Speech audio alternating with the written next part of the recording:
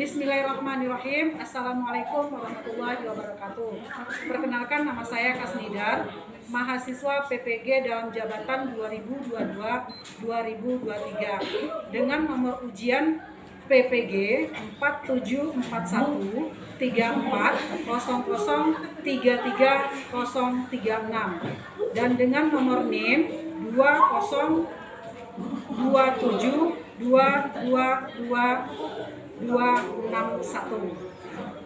Pada hari ini, Kamis 12 Januari 2023, ingin mempraktekkan video pembelajaran dengan tema prestasi yang dicapai oleh Abu Bakar As-Siddiq dalam rangka ujian kinerja PPG 2022-2023.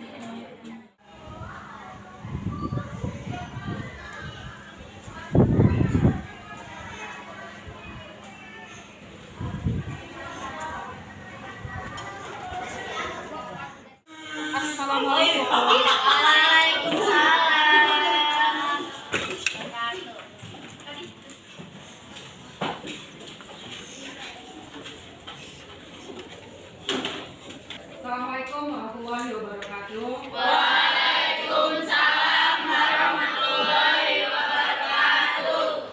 Bagaimana kabarnya hari ini, Nak? Alhamdulillah, luar biasa. Allahu Akbar. Alhamdulillah. Baiklah, sebelum pembelajaran kita mulai, kita baca doa dulu ya. Kak, siapa yang mau baca doa? Tapi Ya. Istaif Ibda a'udzu billahi minasy syaithanir rajim.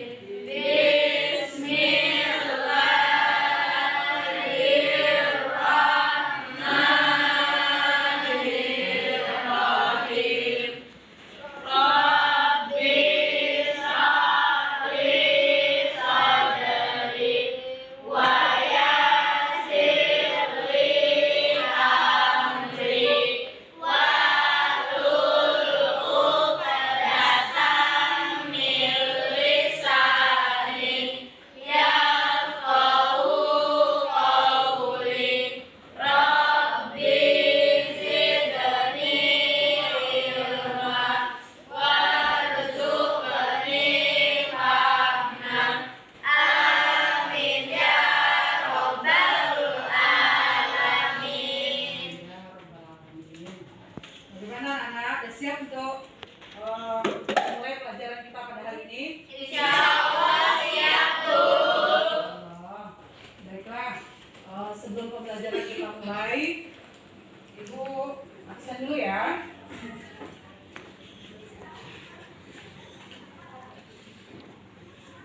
Adam Nabil, Iren, Hadirah. Zafira. Hadirah. Alhamdulillah hadir semua ya. Itu harus dijaga kesehatannya ya, Nak, ya, supaya dalam keadaan sehat terus. Baiklah, untuk 2 jam pembelajaran ke depan, kita akan mempelajari materi pembelajaran kita. Jadi harapkan fokus, tidak ada yang sambil bercanda ya, biar apa yang kita pelajari pada hari ini bisa dimengerti dan bisa dipahami. Baiklah, untuk hari ini kita akan membahas prestasi Khalifah Abu Bakar, atau prestasi yang dicapai oleh Khalifah Abu Bakar. Di mana tujuan kita mempelajari materi ini pertama adalah merinci peserta didik bisa atau mampu merinci prestasi Abu Bakar tentang memerangi nabi palsu atau pembangkang. Yang kedua, menguraikan prestasi Abu Bakar tentang kodifikasi Al-Quran. Yang ketiga, ketiga, mengidentifikasi prestasi Abu Bakar tentang perluasan wilayah Islam. Dan selanjutnya adalah menyusun peristiwa penting yang terjadi semasa Khalifah Abu Bakar menjadi khalifah. Baiklah, metode yang kita pakai di sini adalah nanti metode diskusi. Jadi nanti ibu bagi ya menjadi 4 kelompok. Nah, masih ingat nggak pelajaran kita minggu kemarin? Kita minggu kemarin membahas materi apa? Biografi Khulafaur Rasyidin. Di situ terdapat biografi Khalifah Abu Bakar, Khalifah Umar bin Khattab, Khalifah Utsman bin Affan, dan Khalifah Ali bin Abi Thalib. Berarti masih ingat apa yang dimaksud dengan Khulafaur Rasyidin? Pak, Nopal. Khulafaur Rasyidin adalah pemimpin umat Islam sebagai pengganti Nabi Muhammad yang telah mendapat petunjuk dari Allah untuk meneruskan perjuangan Nabi. Betul, ya kita kasih amusan untuk Nopal. Ini adalah pemimpin yang menggantikan atau sebagai pengganti Nabi Muhammad dalam memimpin umat Islam. Yang mana penggantinya ini adalah orang yang mendapatkan petunjuk dari Allah. Sekarang selanjutnya siapakah yang termasuk dalam Khulafaur Rasyidin? Coba Fadel. Pertama Abu Bakar As-Siddiq, kedua Umar bin Khattab, ketiga Utsman bin Affan, dan keempat Ali bin Abi Thalib. Ya, bagus. Yang pertama Abu Bakar As-Siddiq, yang kedua Umar bin Khattab, yang ketiga Utsman bin Affan, yang keempat Ali bin Abi Thalib. Selanjutnya, siapakah Abu Bakar itu? Mbak, siapa yang bisa jawab? Siapakah Abu Bakar? Yuk. Abu Bakar adalah sahabat Nabi yang pertama masuk Islam. Yang pertama, Abu Bakar adalah sahabat Nabi yang pertama masuk Islam. Yang dikenal dengan as-sadiqunal awwalun. Selanjutnya, ya Faisal. Abu Bakar adalah sahabat yang mempercayai kisah Isra Mi'raj. Abu Bakar adalah sahabat yang mempercayai kisah Isra Mi'rajnya Nabi. Itu dijulukin siapa dia? Mbak, Abu Bakar dijulukin siapa karena dia membenarkan kisah Isra Mi'rajnya Nabi? Siapa? As-Siddiq. Ya, selanjutnya siapa Abu Bakar itu? Ya, Nabila. Abu Bakar adalah sahabat yang menemani hijrah ke Madinah. Abu Bakar adalah sahabat yang menemani hijrahnya Nabi ke kota Madinah. Ya, masih ada? Masih? Abu Bakar adalah sahabat yang menggantikan Nabi sebagai imam salat ketika Nabi. Iya, bagus. Abu Bakar adalah sahabat yang menggantikan Nabi sebagai imam ketika Nabi sakit. Jadi banyak peranannya Abu Bakar ini terhadap dakwah Nabi, terhadap perjuangan Nabi. Ya, selanjutnya, berapa lama Abu Bakar ini menjadi khalifah? Ya, apa nih? 2 tahun. Selanjutnya, ya selama 2 tahun itu Khalifah Abu Bakar ini apa prestasinya? Ya, berarti Perluasan wilayah Islam. iya, perluasan wilayah Islam. Ada yang lain? Ada yang lain? Nah, mungkin ini materi yang akan kita pelajari pada hari ini. Itu prestasi yang dicapai oleh Khalifah Abu Bakar. Coba sekarang diperhatikan gambar yang ada di depan. Jelas nggak? Sekarang dia mati. Dan apa yang dapat kalian simpulkan dari gambar yang di depan ini? Pak, ada yang bisa jawab? Ini gambar tentang apa ini? Gambar peta, Bu. Gambar peta apa ini? Peta Jazirah Arab atau negara Arab.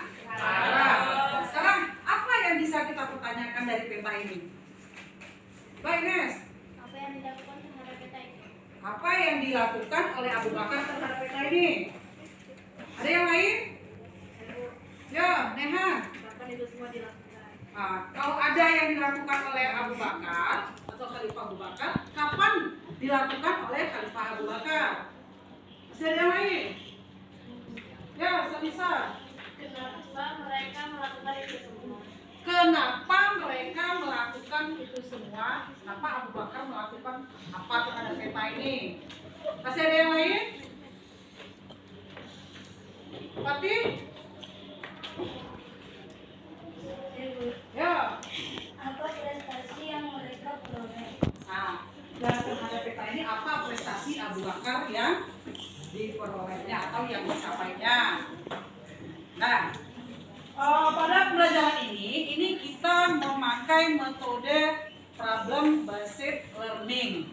Dalam hal ini, kalian semua mencoba mencari informasi tentang apa yang dipertanyakan tadi. Yang dipertanyakan tadi adalah itu mengenai prestasi apa yang dicapai oleh Khalifah Abu Bakar.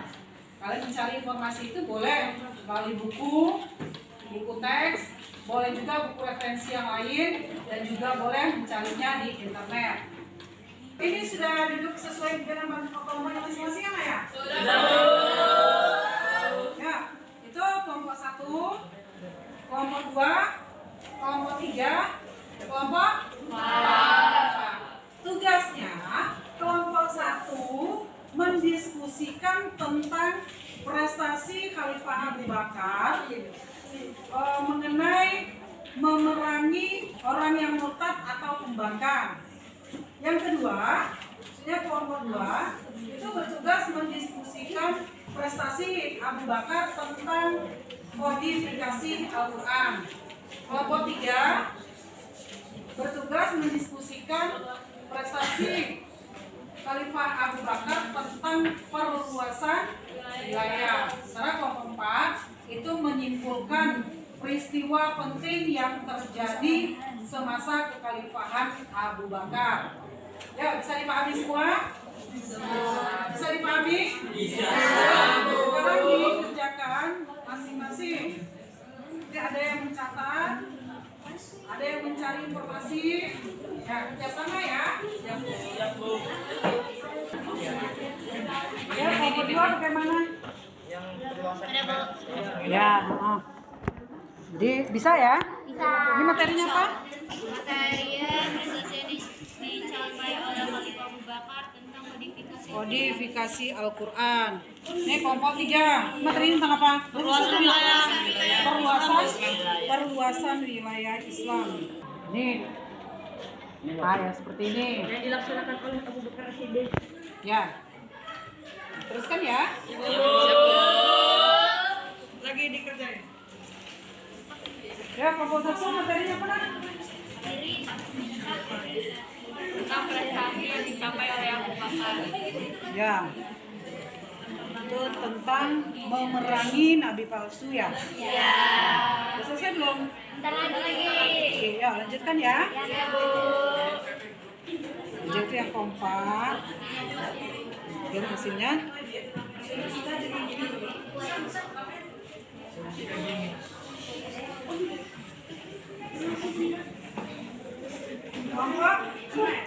Keempat materinya apa? Peristiwa penting ya? Ya.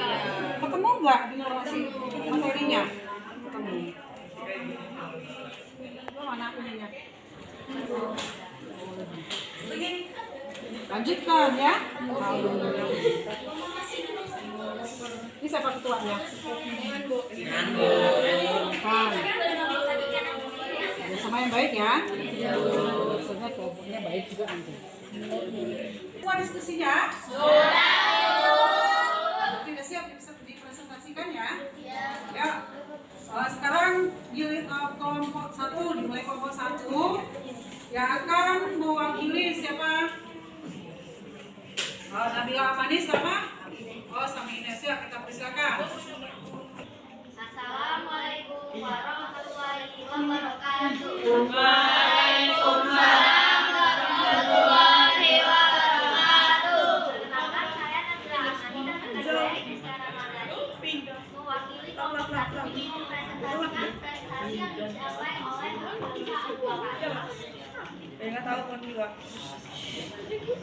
Prestasi yang dicapai oleh Khalifah Abu Bakar.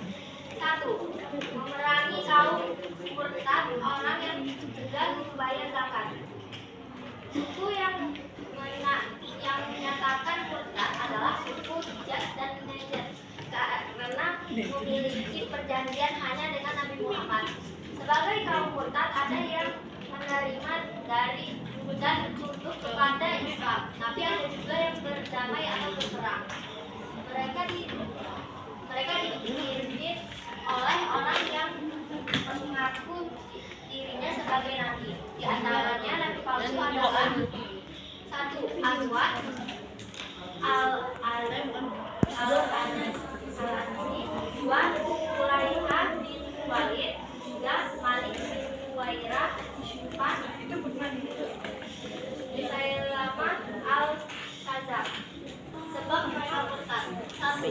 Iri dan dengki terhadap berkembangan kota Madinah. 2. Fanatisme rasa kesekuan yaitu tutup sementara membabi buta. 3. Takut kehilangan bukan karena Islam membawa perubahan di bidang politik, sosial, budaya, dan agama. 3. Banyak suku Arab masuk Islam.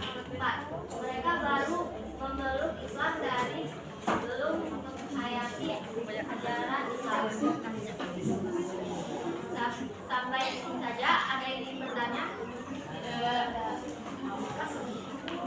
Oke, demikianlah presentasi dari kami. Wassalamualaikum warahmatullahi wabarakatuh. Waalaikumsalam warahmatullahi wabarakatuh. Ya, terima kasih kita ucapkan kepada kelompok 1. Ayo kita beri aplausan untuk kelompok 1.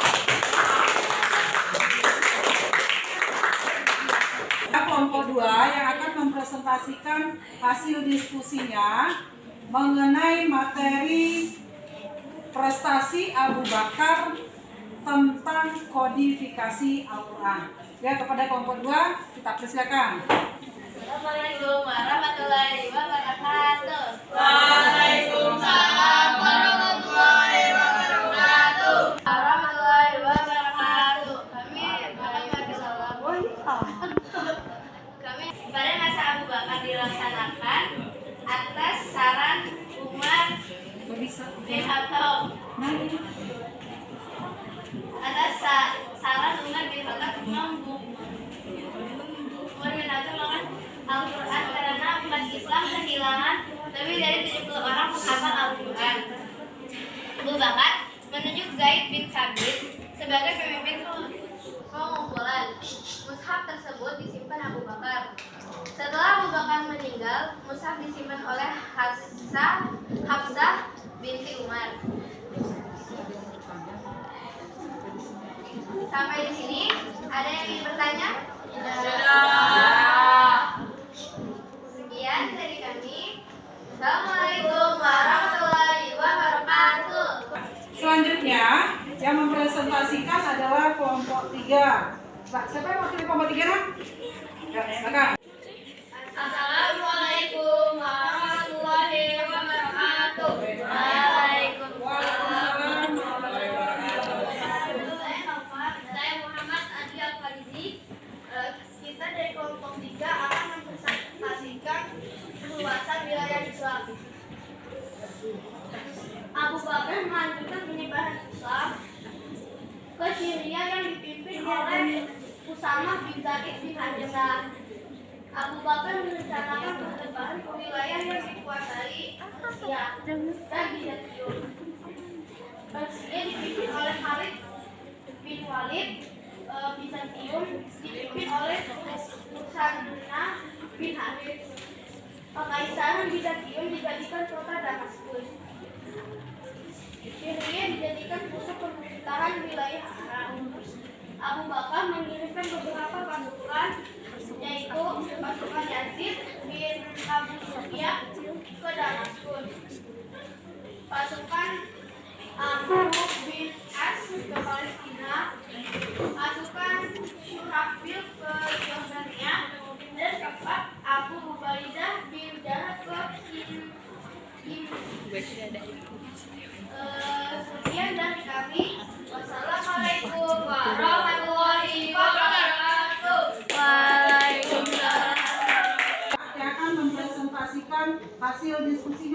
Ya, kepada kelompok 4 dipersilakan. Waalaikumsalam warahmatullahi wabarakatuh.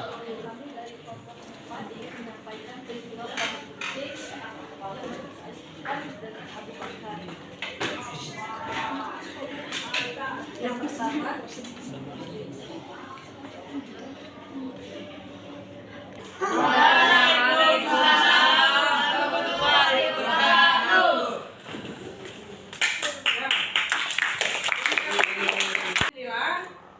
Presentasi kita hari ini telah selesai dan juga tiap kelompok sudah membacakan hasil diskusinya. Baiklah, sekarang dari presentasi kita tadi apa yang dapat kita simpulkan?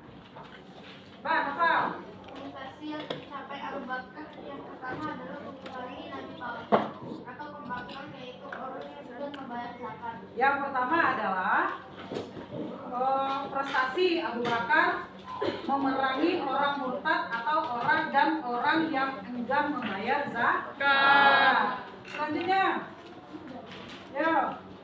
Sebagian kaum murtad ada yang menerima zakat damai dan kembali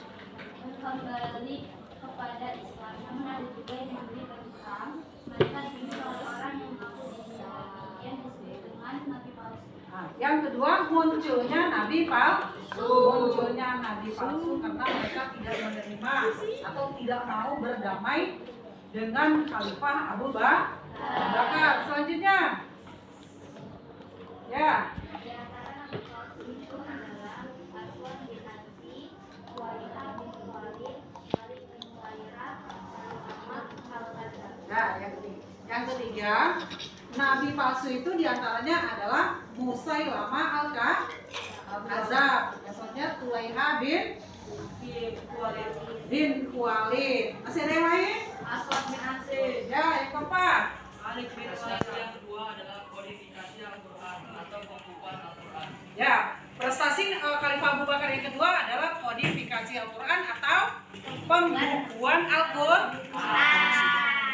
Ada yang menambahkan? Ya, Pak. Ketika melawan para murtad dan orang yang enggan membayar zakat, terjadilah peperangan.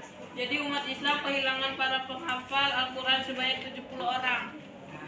Jadi alasannya kodifikasi Al-Quran itu karena waktu itu terjadi peperangan dan pada peperangan itu banyak yang meninggal adalah para penghafal. Berapa orang, Nak? 70 orang. Ya, masih ada yang lain? Ya, Nehan.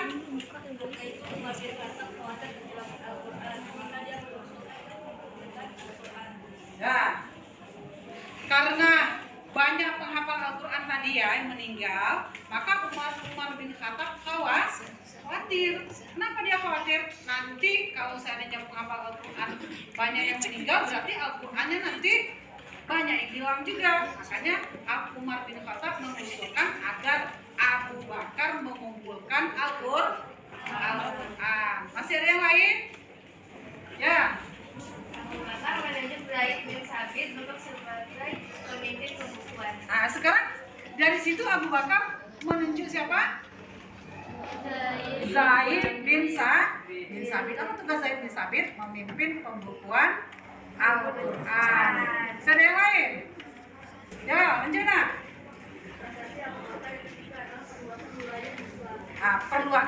Prestasi Abu Bakar yang ketiga adalah perluasan wilayah Islam. Wilayah Islam mana saja yang diadakan perluasan sama Abu Bakar? Kemana saja? Wilayah Syria dipimpin oleh Usama bin Zaid. Masih ada yang lain? Ya, Marcelo. Abu Bakar menyebarkan kekuasaan ke wilayah yang dikuasai Persia dan Bizantium dengan mengirimkan 2 panglima, yaitu Khalid bin Walid dan Musanna bin Harithah. Nah, untuk perluasan wilayah ini Abu Bakar mengutus 2 pasukan yang dipimpin oleh Khalid bin Walid dan Musanna bin Harithah. Masih ada yang lain atau ada yang terakhir? Ya aja. Kekaisaran Bizantium dijadikan kota Damaskus. Kekaisaran Bizantium dijadikan kota Damaskus. Ada yang lain? Masih ada kesimpulannya lain? Ya, ada. Syria dijadikan pusat pemerintahan wilayah Arab dan sekitarnya. Nah, Syria dijadikan pusat pemerintahan wilayah Arab. Ya. Alhamdulillah ya, bisa menyimpulkan materi kita pada hari ini, yaitu prestasi yang dicapai oleh Khalifah Abu Bakar. Sampai di sini ada pertanyaan? Bisa dipahami? Bisa dipahami, insya Allah. Kalau demikian, sekarang kita membahas apa hikmah yang dapat kita peroleh dari mempelajari prestasi Khalifah Abu Bakar ini. Nah, kita tahu ya siapa Abu Bakar itu? Sahabat Rasulullah yang sangat istimewa. Apa keistimewaannya Abu Bakar ini? Dia setia pada Rasulullah. Yang setia kepada Rasulullah, dan juga dia terkenal dengan sifat jujur. Dan juga ada satu yang membenarkan kisah Isra dan Mi'raj. Makanya Abu Bakar itu diberi gelar dengan As-Siddiq. Dan juga Abu Bakar ini dia terkenal dengan orang yang hidupnya sederhana, baik dari pakaian, baik dari makanan, sangat sederhana. Nah, coba Ibu ada sebuah cerita, ada sebuah kisah Abu Bakar ini ya. Mungkin kita dapat mengambil hikmah dari kisah Abu Bakar ini. Ketika Abu Bakar ini mau sampai ajalnya atau mau meninggal, dia memanggil putrinya. Siapa putri Abu Bakar? Siti Aisyah. Siti Aisyah, istri dari Nabi Muhammad. Dia memanggil putrinya. Dia mau meninggal, manggil putrinya. Jadi apa dia pesannya kepada putrinya? Kalau nanti aku meninggal, aku mewasiatkan kepadamu bahwasanya pada aku ini ada harta umat muslim. Apa aja harta umat muslim? Yang pertama, saya punya seekor unta. Yang kedua, aku mempunyai seorang budak. Yang ketiga, mempunyai permadani yang sudah usang. Nah, jadi yang dimiliki oleh Abu Bakar ini adalah barang umat muslim. Jadi apa pesannya kepada putrinya? Kalau seandainya aku nanti meninggal, barang-barang ini kamu berikan kepada Umar bin Khattab. Kenapa? Karena harta itu adalah harta umat Islam. Nah, jadi apa pesan moral yang dapat kita dapatkan dari kisah ini? Bahwasanya Abu Bakar itu tidak mau menggunakan barang umat Islam atau bisa dikatakan barang negara ya, barang negara untuk keperluan keluarga dan pribadi.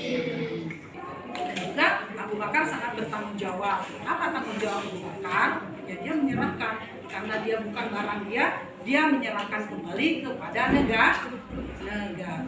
Jadi Ibu harapkan kita semua yang laki-laki ini khususnya mungkin bisa menjadi Abu Bakar yang modern.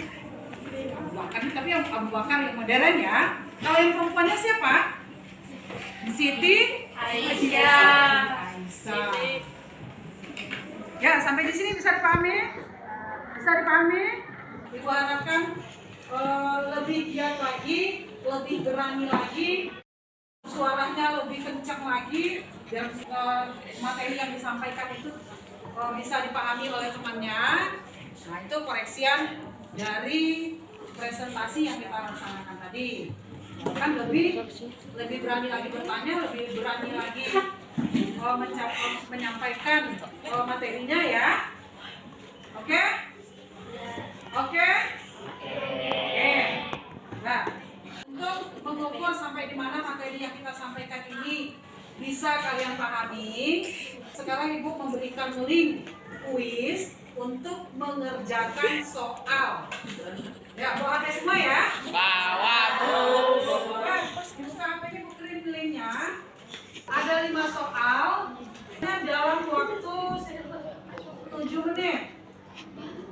Ya, udah bisa buka linknya. Sekarang dikerjakan. Bagaimana, Nak? Udah selesai semua? Sudah Bu. Nah, ya. Kita koreksi ya. Kita contohkan nilainya. Oke Bu. Bang Adam. Berapa nilainya? 90. 90. Bang Kilo. 60. Nah, alhamdulillah dari materi yang kita sampaikan itu lebih dari 50%, yang dikatakan 70% sudah mencapai KKM, nilainya di atas 70. Tapi masih ada yang 30% nilainya di bawah KKM. Bagi yang nilainya 70 ke atas, kita coba mempelajari materi untuk minggu besok, ya. Dan bagi yang nilainya di bawah 70 itu ada link LKPD yang Ibu sudah Ibu kirim juga. Buka di grup ya. Link LKPD dibuka di situ, dipahami videonya dan dikerjakan lembar kerjanya atau soal-soal yang ada di dalam situ. Ya, bisa dipahami? Ada pertanyaan Bapak? Ya, bisa dipahami? Nah, untuk tugas di rumah itu membuat peta konsep. Sudah belajar peta konsep ya? Sudah Bu. Membuat peta konsep tentang peristiwa penting yang terjadi pada masa Khalifah Abu Bakar memerintah. Nah, insya Allah kita kumpul minggu besok ya. Ya, sampai di sini ada yang mau bertanya? Bisa dipahami? Bisa. Oke, kalau tidak ada pertanyaan bisa dipahami. Demikianlah pertemuan kita hari ini. Kita tutup dengan membacakan hamdalah. Alhamdulillah.